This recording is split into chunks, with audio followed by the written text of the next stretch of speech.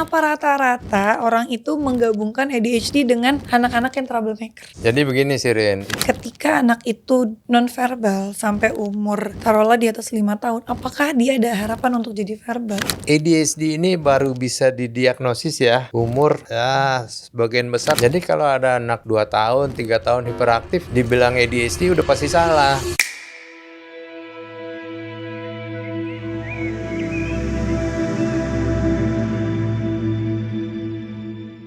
Aku pengen nanya, dua ini kan lagi common banget nih, autism dan ADHD ya. Itu juga lagi banyak banget nih yang ADHD. Iya lagi model. Banyak banget gitu. Nah kan penanganan dua ini kan beda ya, Prof? Sangat beda. Nggak selalu. Ada yang sama ya? Ada. Nah jadi gimana kalau misalnya anaknya itu dibilang ADHD, dan kenapa rata-rata orang itu menggabungkan ADHD dengan anak-anak yang troublemaker? Jadi begini sih Rin, itu kriteria diagnosisnya aja beda. Oke. Kalau autis kan gangguan interaksi, komunikasi, dan cara bermainnya berbeda. Iya. Kasarnya nggak bisa ngomong lah. Iya. ADHD nggak gitu. ADHD itu nomor 1 anaknya nggak bisa atensi, nggak bisa fokus orang tua bilang. Betul. Nah, nomor 2 anaknya bisa impulsif, berbuat, berbicara tanpa dipikir dulu, main samber aja. Bisa juga anaknya hiperaktif. Ya. Nah, jadi sekarang ADHD ini baru bisa didiagnosis ya umur ya sebagian besar 4 tahun lebih lah. Jadi kalau ada anak 2 tahun, 3 tahun hiperaktif dibilang ADHD udah pasti salah. Nomor 1 anak 2-3 tahun itu memang lebih hiperaktif dibandingkan anak biasa. Nomor 2 hiperaktif pada anak 2 tahun yang berlebihan bukan ADHD sebabnya autis. Nggak bisa bersama-sama. Oke. Tapi setelah 4 tahun sekarang kriterianya berubah. Bisa nih tadinya autis disertai dengan ADHD. Tapi setelah 4 tahun ya. Kalau sebelum 4 tahun udah nggak usah pusingin ADHD lah. Oke. Jadi emang beda. Nah sekarang ADHD gimana? ADHD ngomongnya biasa. Betul. Interaksinya biasa. Cuman dia nggak bisa fokus, nggak bisa diem, sama impulsif. Susah amat sih bedanya, kan gampang ya. Iya. Dan itu dia maksudnya kayak karena impulsifnya itu makanya akhirnya suka dapat masalah kali ya. Iya, itu kita juga dunia runtuh tuh, saben hari dipanggil sama guru. Bu, anaknya mukulin anak orang. Bu, anaknya patahin pensil orang. Buku temannya dirobek gitu. Nggak semuanya anak itu ADHD.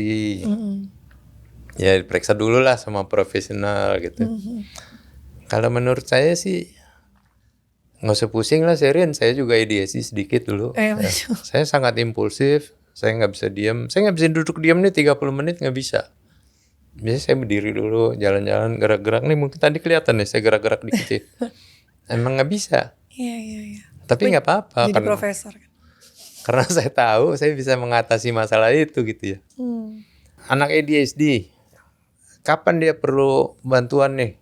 Betul. Kalau dia mengganggu lingkungannya, dia nggak bisa akademis, terus lingkungannya terganggu sama dia gitu. Nah itu perlu pertolongan lah. Iya. Perlu terapi lah ya, karena kan. Ntar dulu. Belum.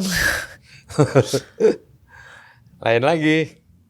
Ya pokoknya dia kalau dia memang kriteria ADHD-nya memenuhi, ya, terus dia mengganggu lingkungan, dia nggak bisa akademis ya, angkanya jelek-jelek terus naik turun gitu, sebentar 3, sebentar 10 gitu, semau dia, nah dia perlu bantuan.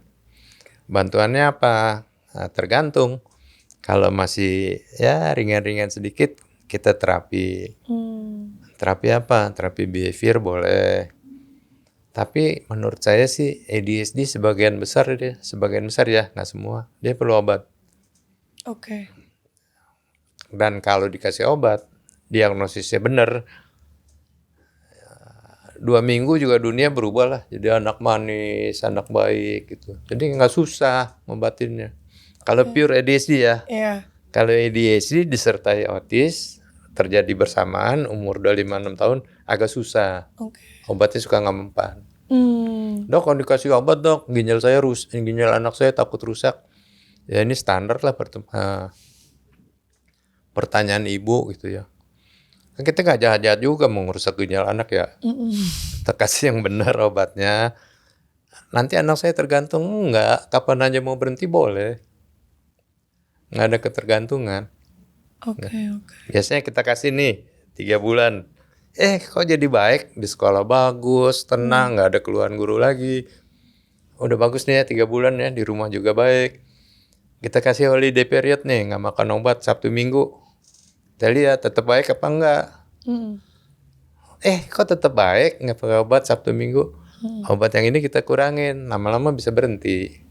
Oke. Jadi nggak usah serem-serem amat lah itu. Alah, Iya. nggak susah-susah amat gitu. Iya. Paling ya PR-nya tuh kayak pas ngadepin dia impulsifnya sih, Prof. Karena kan di sekolah digebukin kita.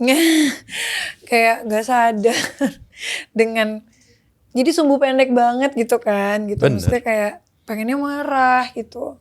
Ya kalau bisa diterapi, kalau nggak bisa ya makan obat. Oke. Sirin, saya juga dulunya tukang berantem ya, sampai udah jadi dokter anak masih berantem saya di pinggir jalan gitu. Ya nggak apa-apa sekali-sekali sih ya. Iya, karena aku kan kayak Adam tuh pas dibilang ADHD tuh kayak pantesan nggak bisa diem banget gitu. Tapi kan dia belajar dan yang lainnya tuh sangat aman. Nah, kalau dia Adam suka, itu gitu. bener ADHD, akademis terganggu, hubungan dengan orang lain terganggu, atau adaptasinya susah ya. Tadi bilang apa tuh kalau angkanya 3 dia nangis-nangis ya? Oh, dia enggak sih, dia alhamdulillah belajar sih aman sih. Memang itu sebagian besar fungsi menahan emosinya yang susah. Iya, impulsifnya aja sih. Ya. Ini ada yang seru nih. Kita kenal namanya sekarang istilah twice exceptional, 2E. Jadi bisa anaknya autis ditambah dengan ADHD ya. Atau anaknya autis ada gangguan-gangguan lain gitu ya. Ya ini bisa dibetulin semuanya. Nggak susah-susah amat gitu. Walaupun misalnya kayak anaknya udah di atas 10 tahun gitu. ADHD memang sampai gede. Iya sih. Jangan heran, orang tua juga banyak. Benar. Nih kalau bapaknya berantem melulu sama bosnya, kerja nggak betah, pindah-pindah melulu, sama teman sekantornya berantem melulu, mungkin dia basicnya ADHD gitu. Oke. Nggak dikenal, nggak diobatin ya sampai gede. Oke. Ya, jadi memang pentingnya untuk ya kalau yang memang ngerasa ada kok seperti yang Prof tadi sampaikan ada tanda-tandanya di anak kita, ya udah dibawa aja berarti ke tumbuh kembang kan. Ke tumbuh kembang apa ke dokter anak biasa.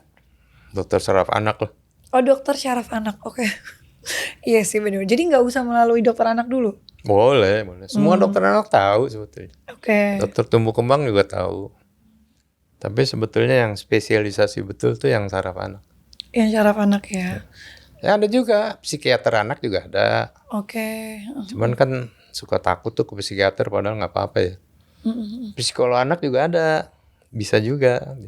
Oke, ya jadi sebenarnya banyak langkah ya yang bisa kita. Apalagi zaman sekarang kan informasinya udah banyak gitu. Nah, ini sih Prof, kayak ini mumpung Prof ada di sini ya. Jadi kayak banyak banget ya pertanyaannya. Kan anak saya udah mulai gede nih. Hah? Anak saya yang autis itu kan udah 8 tahun sekarang. Oke. Udah alhamdulillah udah SD-nya udah mau kelas 2. Sebenarnya challenge yang aku belum kejadian tapi aku udah mulai deg-degan itu adalah ketika nanti puber hate gitu kan. Untuk itu juga banyak pertanyaan di luar sana yang kayak gimana ya menghadapi kesiapan kita menghadapi anak special needs yang akan puberty gitu. Takutnya kita yang gak ada special need aja kan hormon kita berantakan tuh pas lagi hate. Ya. Mereka baik laki-laki atau perempuan itu nanti seperti apa ngadepinnya? Ya mestinya sih puber udah baik ya. Amin. Udah gejalanya udah nggak gitu terlihat, gangguan dikit-dikit ya nggak apa-apa lah.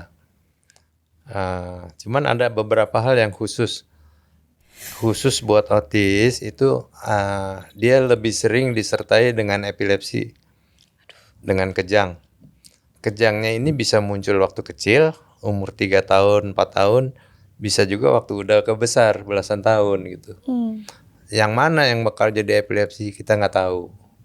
Ya berharap aja jangan gitu. Iya. Tapi misalnya dia pun terjadi epilepsi, kejang, ya diobatin aja seperti epilepsi biasa gitu. Nggak ada bedanya. Tapi kalau misalnya, kan aku pernah lihat video juga ya, anak autis yang menghadapi menstruasi tuh dia kayak nggak siap. Jadi memang lebih tantrum, karena dia bingung sama perubahan badannya dia gitu. Itu ngadepinnya gimana ya, Prof? Diajarin, kan disiapin. Dari sebelum umurnya maksudnya? Iya. Oke. Kan belajarin bukan cuma belajar ngomong. Belajar bagaimana buat menghadapi kehidupan. Kita gangguan fungsi yang kita perbaiki ini macam-macam ya. Gangguan fungsi misalnya bukan satu aja. Jadi gangguan komunikasi beresin dulu. Kemampuan bermain sama teman kita beresin. Nanti kemampuan adaptasi sama lingkungan kita beresin. Jadi itu pelan-pelan diberesin semua dari awal nih pelan-pelan ada semua gitu. Sampai gede. Oke. Jadi memang bukan hanya untuk dia bisa belajar satu hal ya, tapi Enggak. untuk dia bisa masuk ke lingkungan sosial yang normal gitu Semuanya. kan. Semuanya oke. Nah, ada kan anak autis itu, nih balik autis ya, yang verbal dan yang non verbal ya, Prof. Dan itu banyak sekali pertanyaan ketika anak itu non verbal sampai umur taruhlah di atas 5 tahun, apakah dia ada harapan untuk jadi verbal? Apakah memang atau selamanya akan non verbal aja gitu?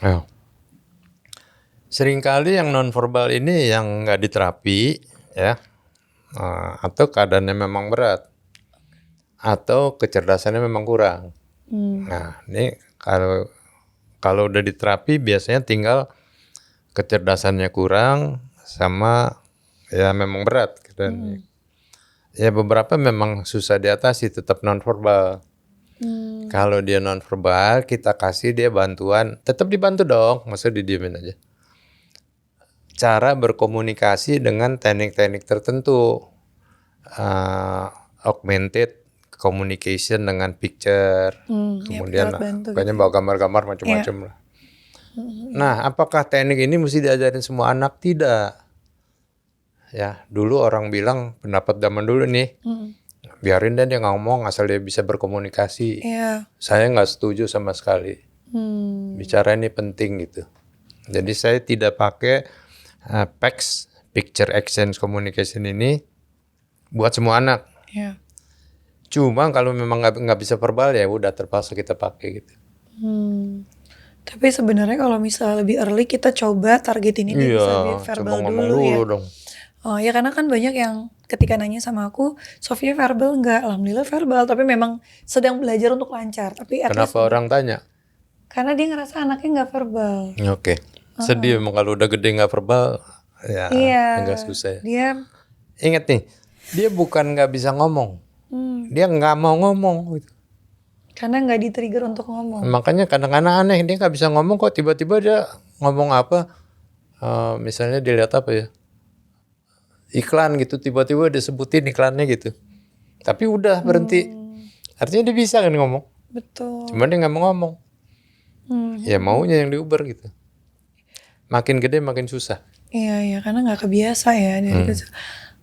Kan kalau misalnya untuk kayak terapi, misalnya kayak selain SI, behavior, ada terapi bicara juga. Bicara. Iya, terapi bicara itu gimana, Prof, untuk anak-anak? Jadi terapi bicara ini sekarang ya, saat ini di Indonesia ya, itu kita belum sampai tahapan namanya speech language pathologist yang sarjana lah. Kita baru, ya maaf nih, masih D3, D4 gitu.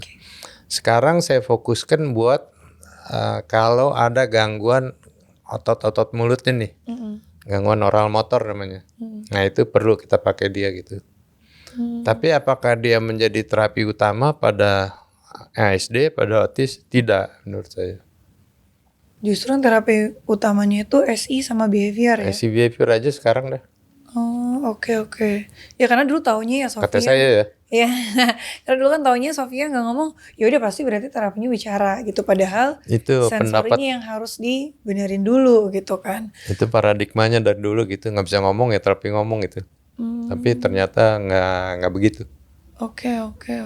Nah, sekarang kan problem di luar sana itu biaya terapi itu kan nggak murah ya, Prof, untuk berbagai orang gitu kan. Banyak yang malu kayak per jamnya tuh pricey lah gitu. Dan ya aku sih selalu berharap semoga di Indonesia itu bisa disupport ya sama pemerintah kayak di UAE. Aku waktu terakhir ke Dubai itu ngomong sama temen aku di sana, oh kalau di sini anak autism itu nggak boleh keluarin biaya apapun orang tuanya. Semua full support sampai kuliah. Betul.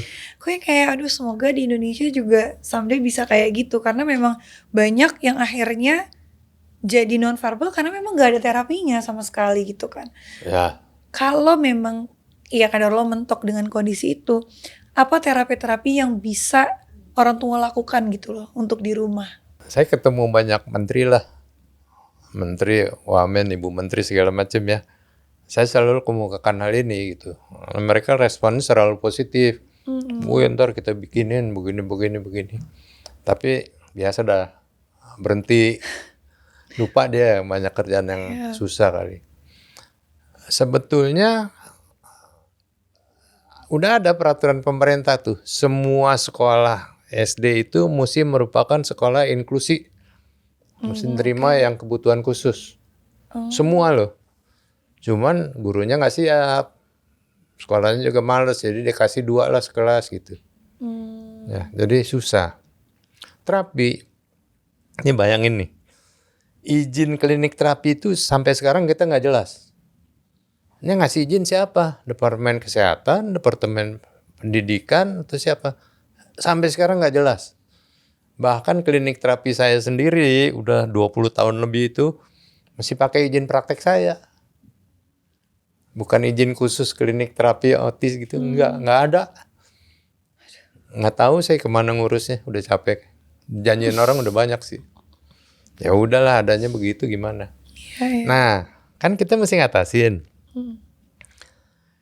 Waktu COVID itu kan saya nggak bisa praktek kan. Sampai Sirin juga nggak bisa ketemu kan. Iya. Tutup semua. Kita bikin nih home program buat anak-anak itu. Oke. Bisa juga sih ibunya diajarin. Cuman hasilnya nih ya. Kalau di tempat terapi dia perlu waktu 3 bulan. Di rumah oleh ibunya dia mungkin perlu 6 bulan. Ya ibunya kurang waktu, kurang mengerti, emang susah gitu ya. Jadi memang home program masih banyak kelemahannya, tapi tetap kita ajarin. Nah sekarang juga tetap kita kasih home program loh. Jadi kalau bawa anak ke terapis, hari ini terapi, setelah terapi itu mesti ngobrol sama terapisnya. Oh di rumah nih nanti hari ini keadaannya gini ya, bagus gitu. Di rumah ibu kerjain ini ya, sampai minggu depan. Nah itu kalau ibunya nggak ngerjain ketahuan. Gak berubah soal anaknya pas datang minggu depan. Iya, ibunya ngibul aja nih. Banyak juga yang ngibul aja. Iya, paham. Jadi tetap kita kasih home program buat orang tua, tapi nggak bisa sebagus kalau dia datang. Jadi ya karena kalau SI segala macam harus pakai alat ya. Ya ada namanya SI kan sensory integration, di satu tempat pakai alat-alat. Di rumah ada sensory based intervention. Jadi teknik-teknik sensori tapi dikerjakan di rumah. Alatnya dorong-dorong kursi lah segala macam gitu. Oh, oke. Cuman tetap hasilnya nggak sebagus Kalau SI. main di alam gitu? Bagus. Orang dulu bilangnya udah dibawa ke hutan, ke pantai gitu. Ngobatin apa enggak? Gak tahu. Cuma maksudnya untuk sensori mereka bagus. Kalau main itu bahan kimia di otaknya namanya dopamin, serotonin yang kurang pada anak ASD ini jadi naik. Oke. Kalau dopamin naik, kita jadi tenang. Oke. Bukan capek ya, tapi enak. Kan kalau kita bisa olahraga, mandi enak gitu rasanya. Sama. Oh. Ya, jadi itulah muncul outdoor activities, terus mungkin main sama ikan lumba-lumba, mungkin naik kuda segala macam tuh. Salah satunya meningkatkan dopamin di otak kita. Ngobatin apa enggak? Ya maafnya enggak gitu. Tapi ya bikin mereka happy gitu ya. Seneng. Ya, makanya Sofia tuh suka banget berenang, Prof. Ayo berenang. Iya, maksudnya kalau berenang tuh benar-benar bisa tiap hari gitu demennya air. Gitu. Bagus, tapi nggak ngobatin kan? Iya. Oke, jadi ya sebenarnya bisa ya di rumah gitu. Sama waktu itu Bisa, Prof, tapi diajarin lah tekniknya. tekniknya Kita harus selalu belajar. ngajarin kok. Oke. Iya. Karena waktu itu Prof juga pernah ngasih PR ke aku kayak main sama Sofianya misalnya kayak nyiram tanaman Iya. dan yang lainnya. Gitu. Nggak sesederhana itu sih. Iya, paham. Tapi dan setiap aku ke klinik Ya, PR-nya ada buat di diajarin rumah kan? ya. Iya. PR-nya PR-nya ada. penting.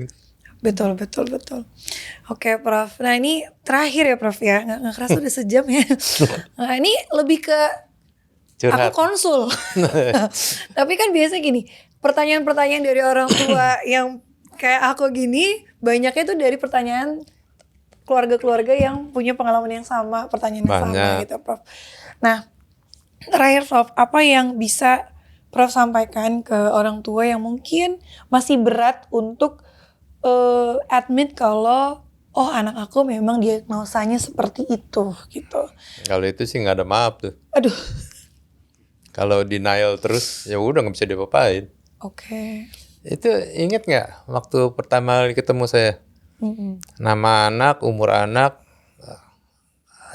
nomor ibu, WA ibu, terus keluhannya apa? Simpel aja ya. Iya. Dari situ saya udah bisa lihat nih ibunya niat apa enggak. Kalau yang udah bos-bos kan yang jawab bukan ibunya, asistennya. Nggak mau saya bilang. Dulu kalau bapaknya nggak ikut datang, saya nggak mau periksa loh. Mesti datang bapak ibu.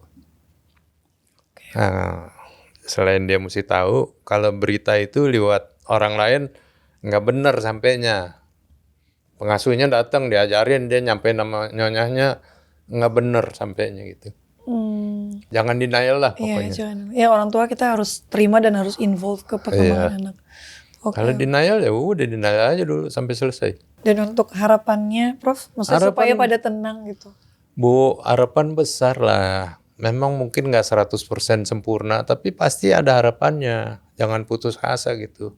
Nangis boleh sebentar, tapi setelah sebentar itu bukannya terus pasrah lah, takdir lah segala macam. Kita usaha lah ke depannya gimana yang lebih baik gitu. Iya, karena sebenarnya banyak banget kok anak autis dan ADHD itu yang susah-susah sebenarnya gitu kan. Oh iya, sukses banyak. Sekarang sih informasi jauh lebih mudah ya, cuman suka sesat juga. Ya lihat-lihat lah kalau lihat informasi gitu jangan sesat. Karena yang sesat kan selalu lebih bagus ya kedengarannya. Iya. Bener-bener Prof, ya Allah, Masya Allah. Iya. Ini kalau nanya ke saya terus, ini abis ini nanya anak kedua, anak ketiga, ya jadi kayak alhamdulillah ya, maksudnya udah banyak banget pelajarannya ya. Gak boleh denial. Terus gak usah, ya walaupun berat, aku juga pernah yang di titik stres banget, dibawa aja anaknya itu ke ahlinya.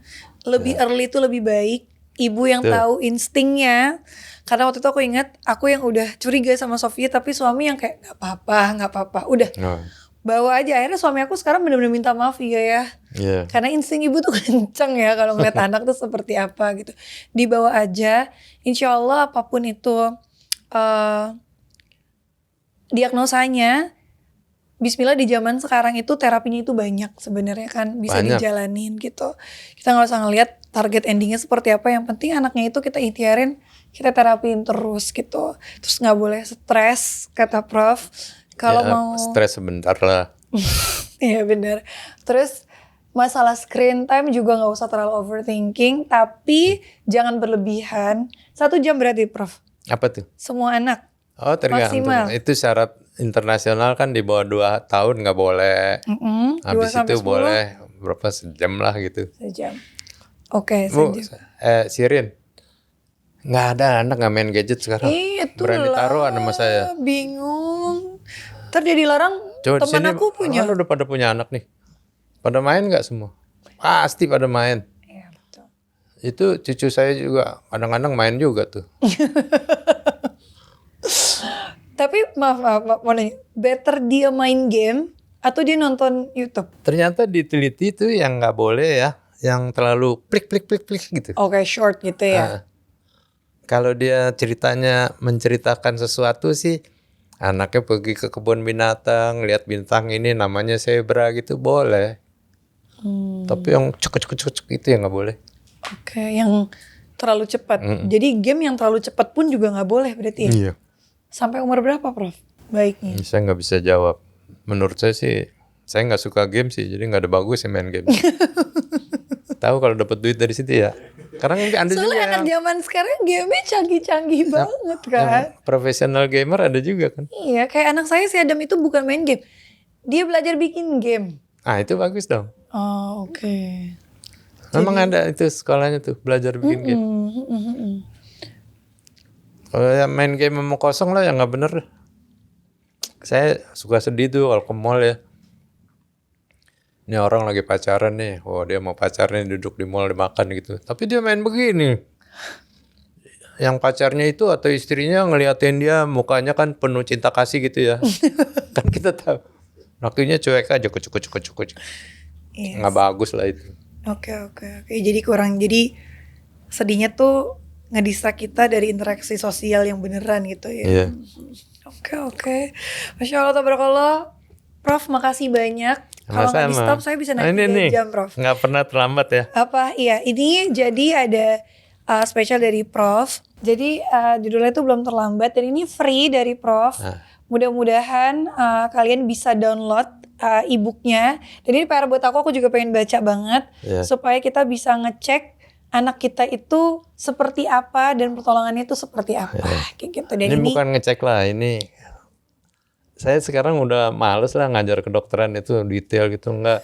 Ini flow-nya kayak lebih kayak cerita gitu. Tapi kita mesti apa gitu. Iya. Insya Allah bermanfaat dan ini free. Makasih banget Prof. Semoga Allah balas segala kebaikannya. Terima kasih diundang. Aku happy banget Prof bisa datang karena jujur berapa tahun lalu tuh udah hubungin tapi karena waktu itu lagi COVID ya, jadi Profnya juga lagi off. Terus aku nanya sama Nikita gitu, dikenalin dong sama Profnya. Akhirnya bisa kenal dan sekarang Sofia juga pegang sama Prof, terapinya juga di kliniknya Prof, klinik anakku gitu. Nah, alhamdulillah sebulan ini berjalan sangat lancar dan itu poinnya ya. Dia di terapi tapi dia gak nangis gitu. Pertama itu. Itu harus happy. Karena mikirnya gini, kalau dia nangis terus-terusan gimana dia mau masuk ilmunya kalau dia tantrum terus-terusan gitu kan. Itu jadi kita juga walaupun kita pelajaran buat aku ya kita naruh anak di tempat terapi, kita juga harus notice nih batasnya. Mesti ikut. Iya, oh iya harus ikut ya. Iya. PR-nya banyak setiap pulang dari situ. Ibu harus ini ya, ibu harus ini ya baik. Tapi itu yang benar ya. Jadi nggak ngelepas gitu aja. Oke, mudah-mudahan bermanfaat. Pokoknya semangat terus. Jangan lupa download e-booknya. Sampai ketemu lagi di next episode. Barakallahu fiik, jazakumullah khairan. Assalamualaikum warahmatullahi wabarakatuh. Makasih Prof. Makasih.